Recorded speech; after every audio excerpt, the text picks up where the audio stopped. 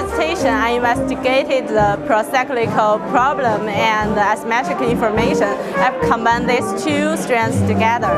My dissertation was about how professionals can make mistakes over a long period of time and how it's allowed to persist in a competitive labor market. Households and banks, and it was a general equilibrium model that tried to incorporate some of the asymmetric information techniques of game theory.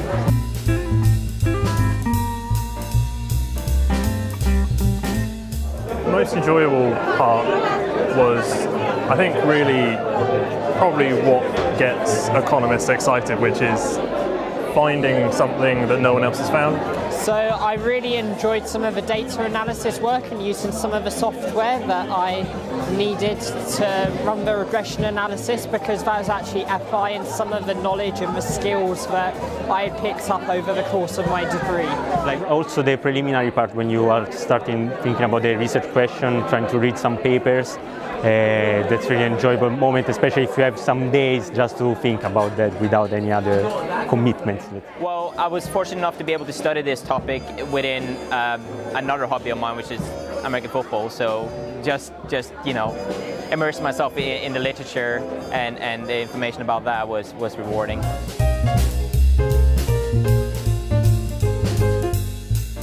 My dissertation supervisor helped me a lot.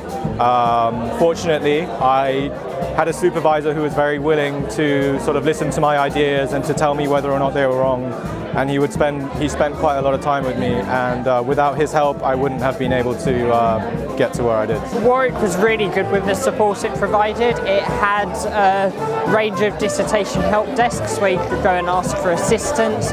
I also had regular supervisor meetings, and I was even able to have Skype phone calls with my supervisor, so that they were actually really hands-on in how they assisted with that.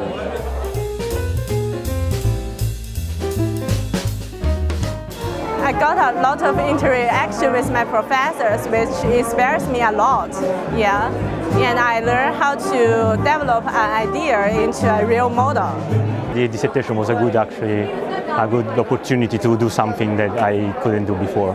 So I learned to trust myself and to believe in my own abilities and to rely on myself rather than others. So that was very good.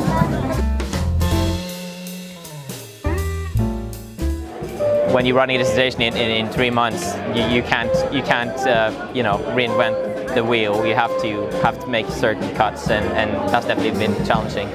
Some technical problem, yeah. I asked many students to help me.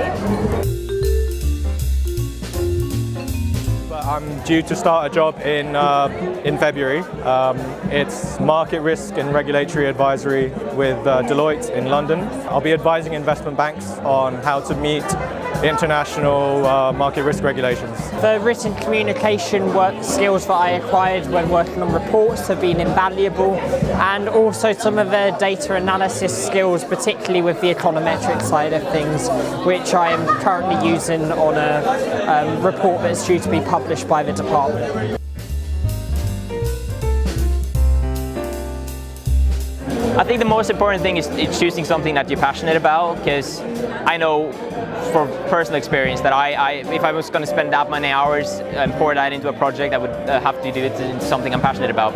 And also to think, how does that align with staff's existing interests, and how might they be able to support you with pursuing that topic as well? It's good to know what you want to do in advance so that you can plan and make those choices and not sort of regret having chosen the wrong things. If you come up with an idea that you like and that you believe in, then really stand by it. To take advantage of the opportunity for the dissertation to develop something more than you have done during the master, so just not an application but go a bit further. I think it's to find a real problem in the society and try to solve it.